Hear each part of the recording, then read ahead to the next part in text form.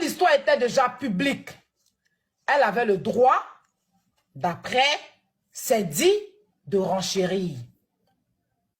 Donc, elle a gagné le procès. Mais seulement que, au cours de ce procès-là, on l'a demandé de ne plus parler de José et de Sérédier. Mais sinon, elle n'a pas eu de condamnation. Ils sont partis au tribunal et elle a gagné. C'est ce qu'Ivy a dit à une personne dessus. Et c'est même pas une personne, à 2 personnes. Une fois même, elle a appelé quelqu'un, j'étais là. Et elle expliquait l'histoire. Si elle gagne un procès parce qu'il y a eu une histoire sur les réseaux dont elle s'est saisie de ça et qu'on trouve que c'était sur les réseaux, donc elle a le droit d'en parler. Pourquoi est-ce que nous autres, quand il y a leur histoire sur les réseaux, on en parle et puis on nous enferme pour ça? Ou bien on nous attend au tribunal pour ça? Ça vient sur les réseaux. Moi, je peux renchérir à ma façon en ajoutant mon petit cul magie, mon petit sel. Mais quand ils sont pas d'accord, peut-être quand toi tu renchéris, tu as plus d'audience. Des gens viennent plus te suivre. Ou pendant que tu entends des renchéris, certains t'envoient des choses que tu peux renchérir, plus ça les dérange, ils se mettent à porter plainte.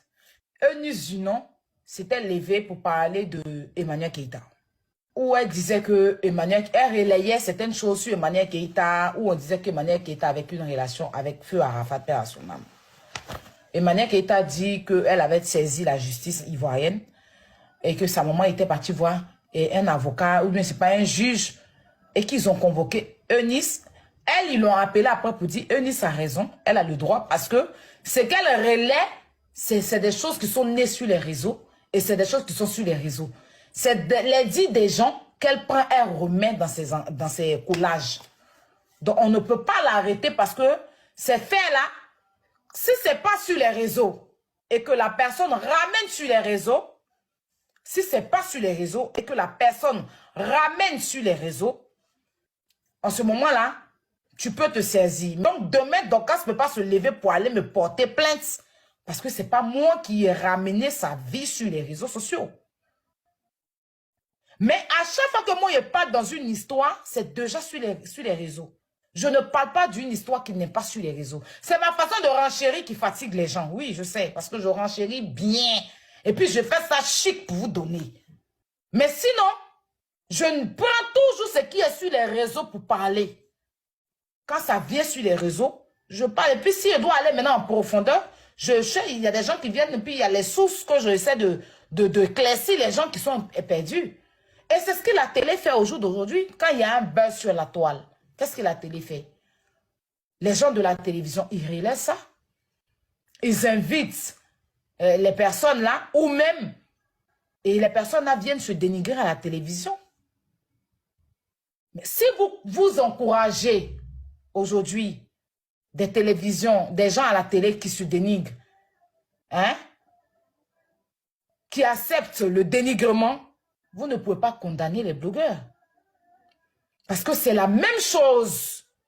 C'est que les blogueurs, nous faisons sur les réseaux sociaux, c'est ce que la télé reproduit. C'est parce que c'est version télé que vous voyez sans chic. Parce que si c'était autant chic, je ne pense pas que José allait porter plainte. Elle allait se dire ça à la télé, elle allait laisser. Mais ça teignit aussi son image. Les chaînes télé là, ce qu'ils font là, c'est pas forcément, ça ne plaît pas forcément à tout le monde. Je suis désolée. Mais moi, je dis, ils font les plaintes là, eux, ça ne sort pas. Je n'ai jamais entendu que, même l'histoire de José et puis Sérédier là, et puis, comment on appelle ça, et puis Yves Dérault là. Vous avez entendu que José a porté plainte. Est-ce que tu as vu Yves venir parler de ça? Est-ce que tu as vu José venir parler? Est-ce que tu as vu la PLCC ou bien où ils sont allés porter plainte, la mettre sur Internet? Parce que ces personnes-là, ils le protègent. Mais quand c'est un blogueur ou un influenceur, ils sont toujours premiers à faire ta photo pour déposer et pour étaler la chose. Pourtant, José et puis Yves ont été en justice. Il fallait aussi qu'on mette sur Internet pour qu'on comprenne qu'ils sont partis en justice.